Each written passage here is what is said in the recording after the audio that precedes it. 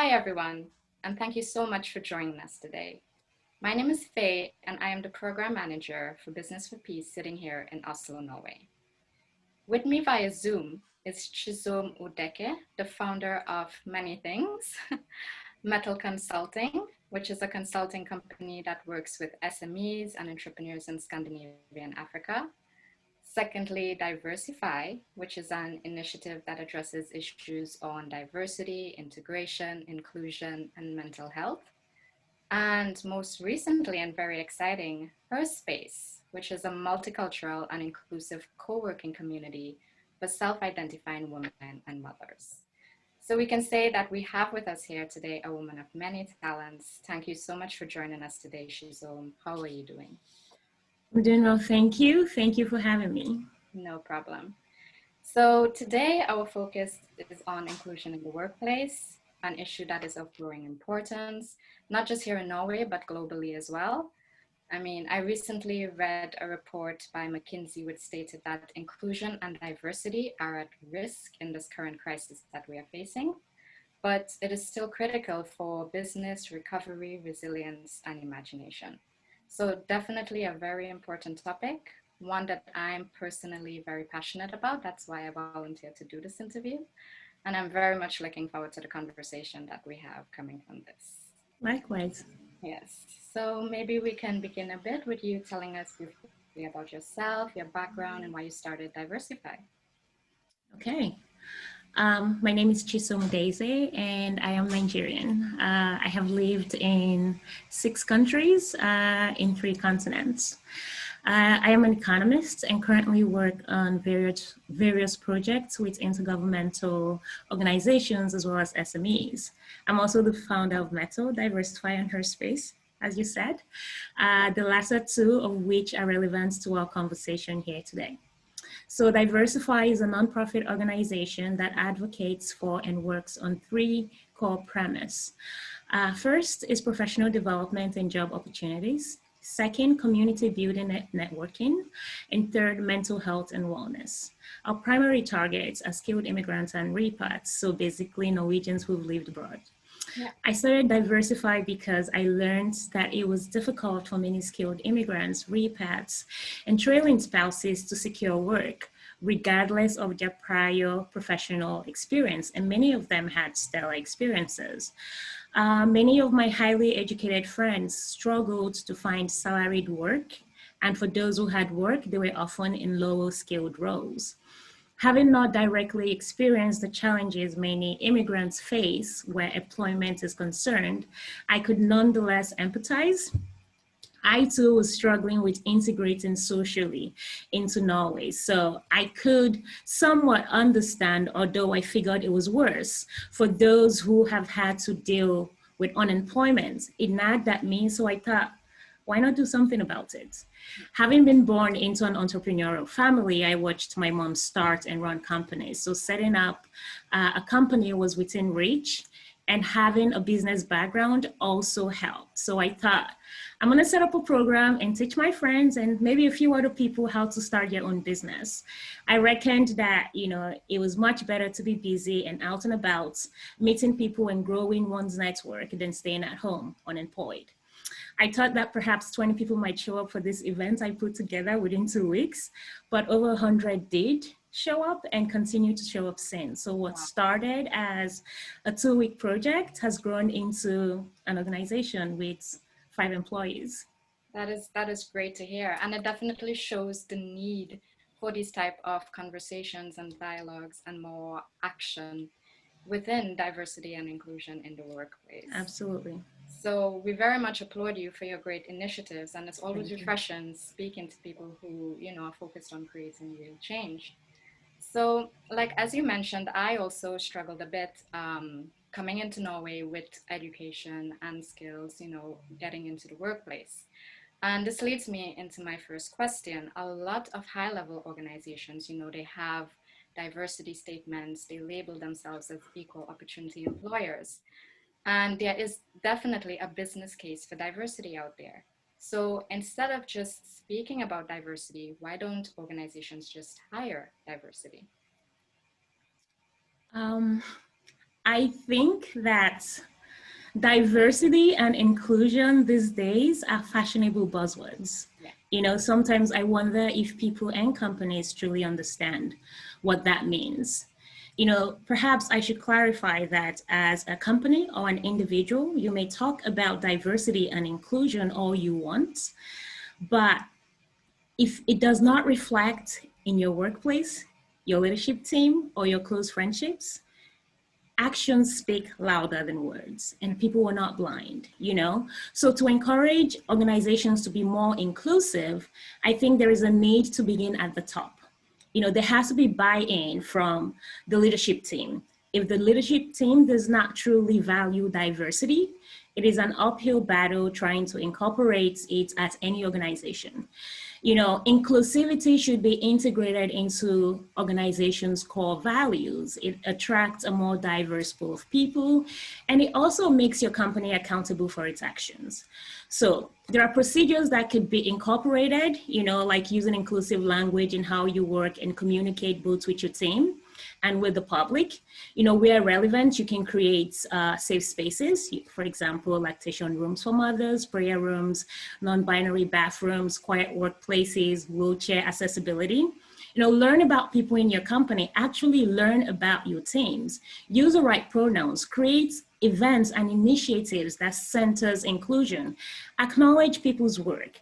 Learn the difference between diversity and inclusion, because these days they're used interchangeably, but they're actually not the same thing. You know, I like to think of diversity as a science and inclusion is an art. You know, so invest in diversity trainings from individuals and organizations who truly understand how inclusion works. You know, continue to learn, unlearn, and relearn. Listen to your employees. So on how to encourage companies to actually do diversity, in the famous words of Nike, just do it. You know, it positively serves your business. It is good for your bottom line. The ROI is unmatched. You know, it strengthens your brand and so on and so on. So just do it. Exactly. I completely agree with you. I mean, organizational culture and leadership, they need to be responsible for creating this precedence so that it becomes an organizational norm. Absolutely. And just not buzzwords that we throw around the organization. And this actually leads me into my second question. Let's say an organization, they are very open for diversity and inclusion in the workplace. There's also the issue of unconscious bias in the recruitment process. Whether it is the stigma attached to a name or ingrained stereotypes that we have, how can we unlearn these stereotypes? You know, what can we do to remove unconscious bias in the recruitment process? Yeah, good question. um, there are quite a few things that we can do to get rid of unconscious bias. I'll share some, but first, I think the thing about unconscious bias is that we all have them. You know, our brain automatically tells us that we are safe with people who look, think, and act similar to us. So naturally, we gravitate towards them. These automatic preferences and prejudices that our brain utilizes to process a significant amount of information are what we call biases. So unconscious bias is a primary contributor to a homogeneous workplace, a sameness in thinking and in society. It doesn't enable diversity or innovation. So what can we do to get rid of it? First, we must accept that we all have it. The first step to solving a problem is accepting that it exists. You know, those who are in a position to hire should monitor their behavior. You know, their first impressions of people or their reactions to people. You know, I will always ask yourself, are my decisions objective? Do I have all the facts? Or was unconscious bias at play? You know, pay particular attention to biases related to age, disability, gender, sexuality, you know, maternity, race, religion, and the like. Refrain from making assumptions or following your gut instincts. I think that most times we say, you know, like, I need to follow my gut instincts, but that really fails us. Yeah. You know, I once heard a recruiter say that they were a very good judge of character and could tell all they needed to know about someone after some minutes, I think 15 minutes of talking with them.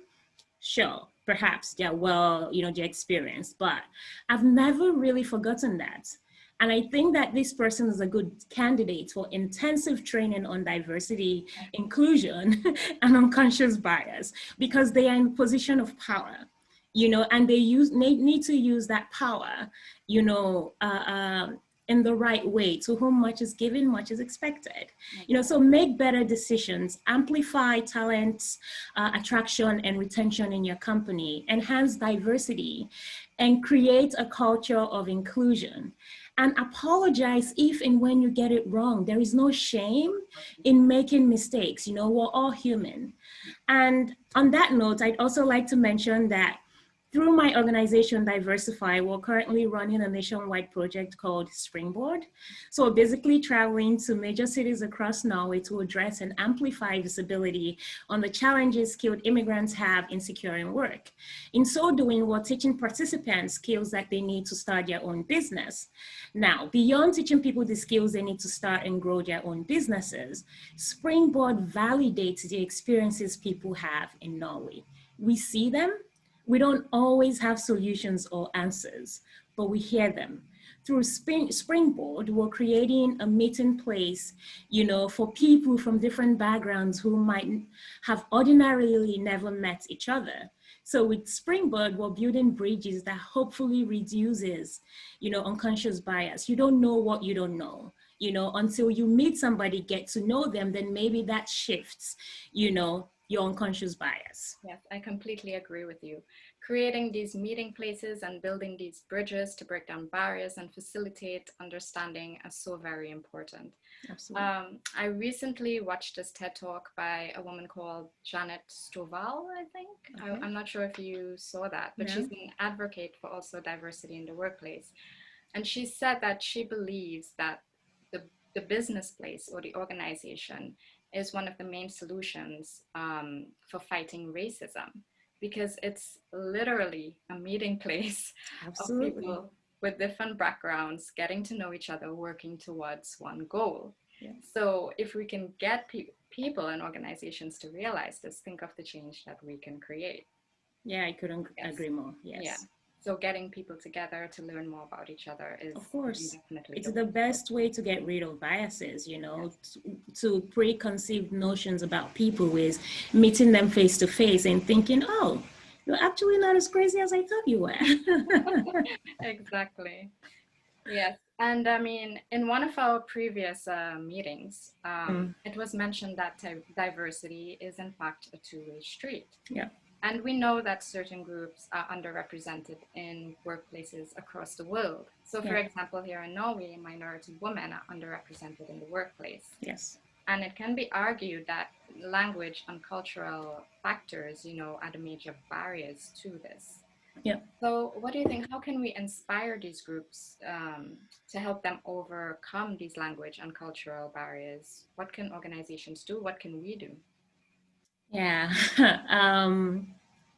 It's something I think about quite a lot. I think that there is not a one size fit all to, issues like this.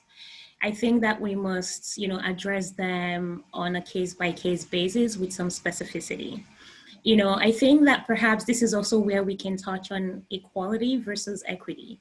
People do not need the same things at the same time. So it's important to meet each individual where they are.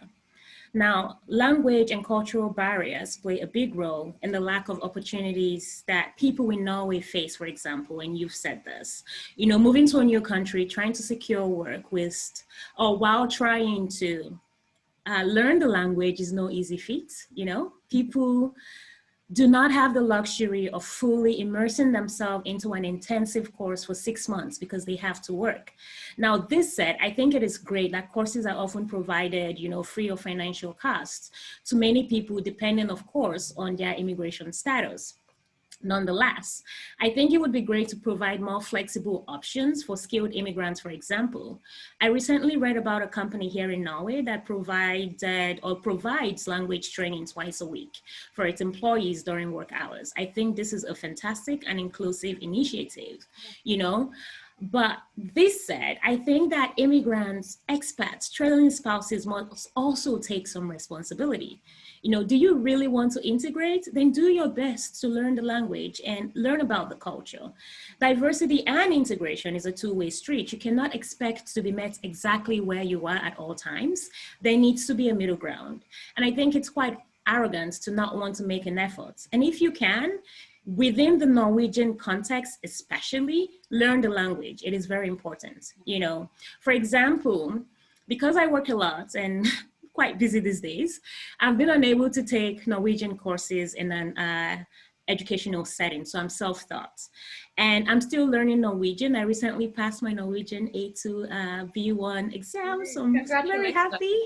Thank you. I know the feeling. I know the process. I'm so excited. I feel like finally I'm a part of society, right?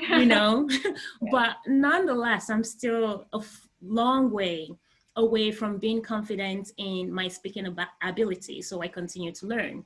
So I also believe that finding a middle ground that engages stakeholders requires continuous collaboration between social entrepreneurship that centers initiatives for inclusion and private companies. Yes, exactly.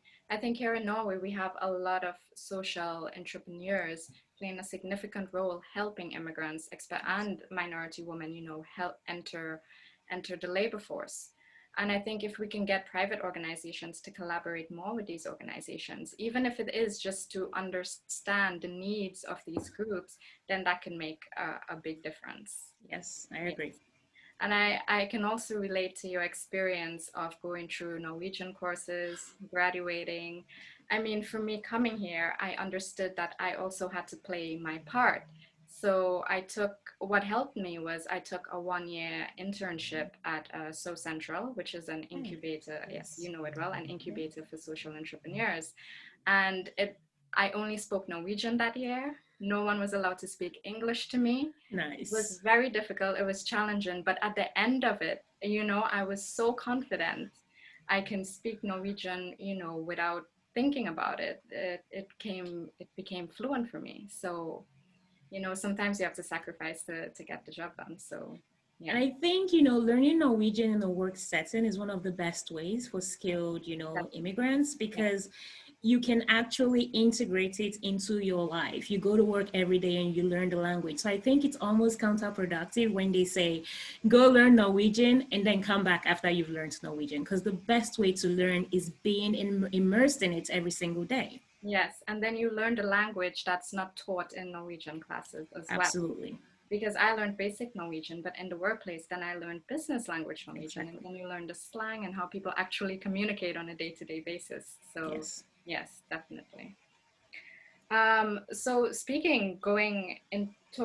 diverting into another solution is entrepreneurship. Yes. So entrepreneurship is also a very realistic alternative for many people wanting to enter the labor market.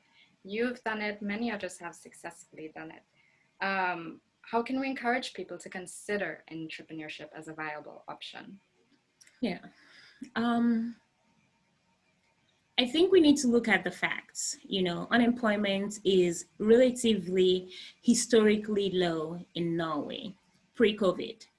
Nonetheless, unemployment among immigrants is twice as much as that of Norwegians. Yet immigrants make up 16% of the Norwegian population. So if my memory serves me right, as of February 2020, 41% of all unemployed in Norway were immigrants or of immigrant background.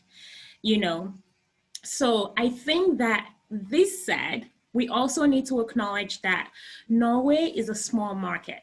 Competition is high. So it is also understandable that there are not enough jobs to go around. So I do believe that entrepreneurship is the way forward. And this is the very premise, for Diversify. We need to take responsibility and become solution finders, create opportunities, not only for ourselves, but also for others. Now, like I said before, I understand that entrepreneurship may not come naturally to others as it comes to me. And that in itself is a privilege. What I am saying though is that there is no harm in trying. If you're unemployed anyway, considering starting your own business will force you out of your comfort zone. You are forced to go out and meet people and potential clients. If you fail, you would have learned something new and increased your network, which may potentially lead to a job. If you succeed, you would have learned something new, increased your network and your bank account balance, and you're also in the unique position to offer jobs to others.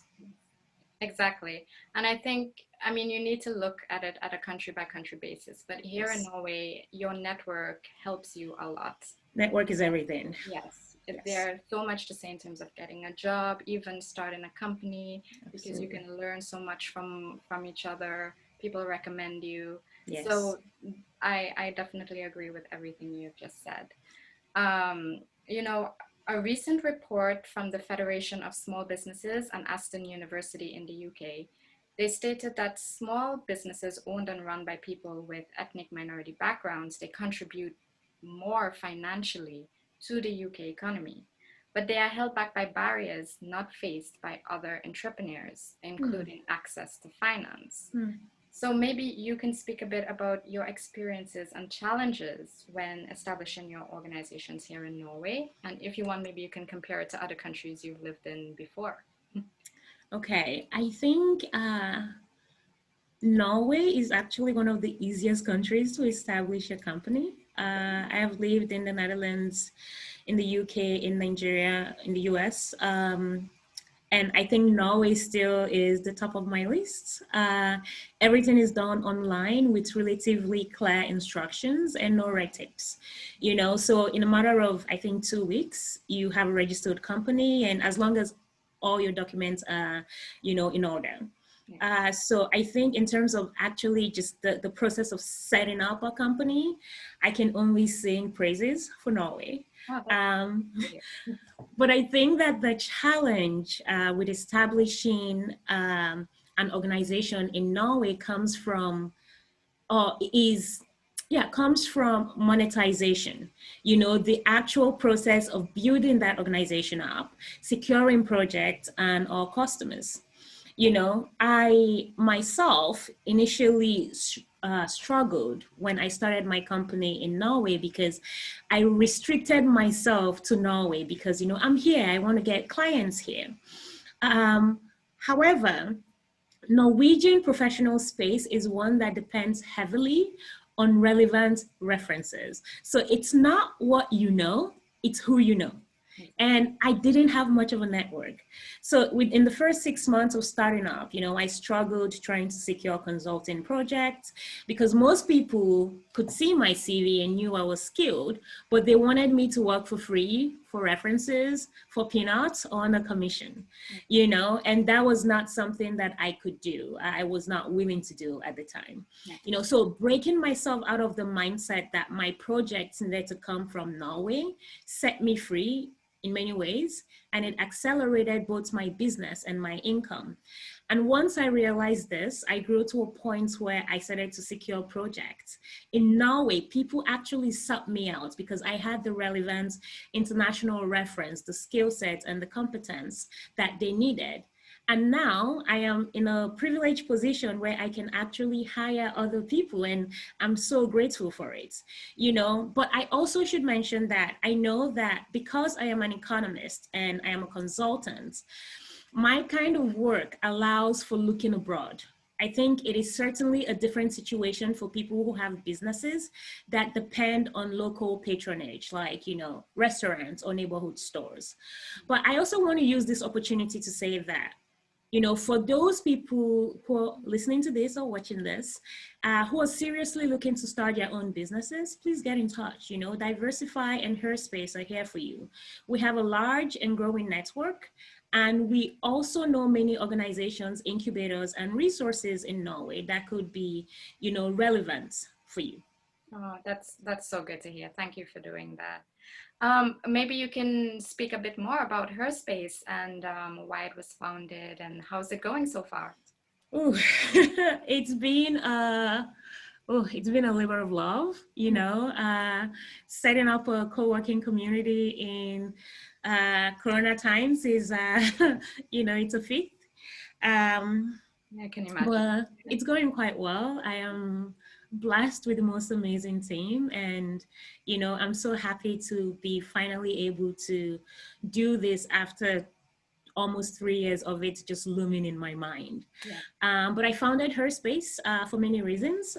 The most obvious reasons being that as a new mom, I have a 9-month-old and Yeah. woman. I couldn't find a truly diverse and inclusive co-working space and community that catered to women, mothers, working mothers, and their children. So I thought, I create my own, so this is a trend. Um, thank you. So at HerSpace, along with an eclectic offering of events and resources, we also offer a play space for children. So moms could work, exercise, or relax, knowing that their children were within the premises and safe. So HerSpace is a co-working community for women and mothers, like I said. The co-working space and membership is exclusive only to women, but the community membership is open to all genders, for when we have events, especially, events pertaining to children. We think parents, both mom and dads, or should be a part of the process. But at HerSpace, we're intentionally cultivating an environment where our members will be seen, heard, and empowered to flourish in their social, economic, and personal lives. We will continue to curate a diversity of events, workshops and community gatherings to support that growth. I want HerSpace to be a community where people thrive and grow their businesses, where they can come to learn and take out difficult, conversations. So with HerSpace, I hope to achieve a truly inclusive space, a community where everyone can come to belong, knowing fully well that they are honored and valued, and a space where mothers and their children are really welcome, where you don't feel bad when your child cries, and yeah. I have no doubt that my brilliant team and I will do exactly this. Yes, I have no doubt either. This is definitely a step in the right direction and something that is much needed, not only here in Norway, but maybe in every country, in every city across the world. Definitely. So yes, we wish you the best of luck with that. Thank you. Thank and you. It's also very reassuring to hear that Norway was perhaps the easiest country for you to establish your businesses and organizations. So this Absolutely. is definitely good news for people out there wanting to start their own businesses. Yes. And now they know who they can come in contact with. Yes, reach out. Yes. Yes. So with that, we're coming to an almost close to the interview. I was wondering if you would like to leave us with any last words or thoughts or inspirations that you may have. I think that since we're talking about diversity and inclusion, I'd like to say that it has to be an intentional process. I hear so many community leaders, companies, individuals talk about diversity and how they are passionate about it, yet their actions don't reflect their passion. I hear hiring managers say that when they hire people, they don't care who applies, that anyone can apply. So the best candidates that applies get the job. And I think this is just as confusing and counterproductive as saying, I don't see color. I understand that the intention is good, but the effect and the corresponding results aren't so inclusive. So not caring about who applies, who is in your social or professional circle as an individual who champions diversity is perhaps the incorrect approach. I think instead care, because caring makes you aware, and awareness and education makes you more knowledgeable, and you will have the tools to be more inclusive. So how might this manifest in the hiring process? When putting out a job ad, for example, indicate that you strongly encourage people from multicultural and minority backgrounds or people with disability to apply. It makes a difference in the talent pool you attract and in the application for that position that you will receive. I'd be remiss not to mention that sometimes people argue, and incorrectly so in my opinion, that including this type of language, processes, or policy changes facilitates people who are not qualified for the position to secure jobs just on the basis of filling a quota. Yeah. But I disagree with this. I think that there are millions, billions of people out in the world across various diversity parameters who are highly skilled and can get the job done. So don't hire a diverse team to fill quotas. Hire a diverse team to grow your company, to remain innovative, and to increase your bottom line. Yes. So I guess that's what I'd like to say. Great, powerful words there. Thank you. And I think that this needs to be a constant dialogue that we must always have. You know, recently the Black Lives Movement, it has put a lot of pressure on organizations to look at their recruitment practices, to look at their representation of diversity. We had the co-founder of Reddit resigning from his board and asking to be replaced by an African-American candidate. Yeah. But it shouldn't require a global movement to create these changes. Absolutely. You know? It should just be a reflex action, but it's definitely a step in the right direction, and hopefully one day we can see these changes happening more and more often. I agree. I think as well, you know, we really don't know what we don't know. And I think that as long as we're willing to learn, you know, and unlearn what we think we know or what we think is right, I think that is always a step in the right direction. And as long as we continue to have dialogue and listen to the people who have something to say, or people from minority groups who have experiences that those from majority groups might not necessarily understand or not see, you know? So I think definitely it's important to keep having conversations, and companies should feel, you know, empowered and encouraged to actually, you know, seek this knowledge and improve their teams. And if there's any company out there, you know, who's looking to just have a conversation about how they can be more inclusive or how they could, you know, be more diverse, then, you know, I'm also happy to have a chat. Yes, that's great to know. I also believe that we would be definitely collaborating more in the future. This is I look forward to it. This is just the first step. So with that, I want to say thank you so much for sharing your expertise, your knowledge, and your insights. It was definitely a pleasure getting to know you and your work, and we wish you on all your endeavors all the best. Thank you. Thank you so much for having me. It's a pleasure to be here. And for all of those that are tuned in, feel free to engage with us through social media. You can follow us on Facebook, LinkedIn, Instagram, all the social media platforms. If you have questions, just leave it in the comment section. Thank you for tuning in, and enjoy the rest of your day.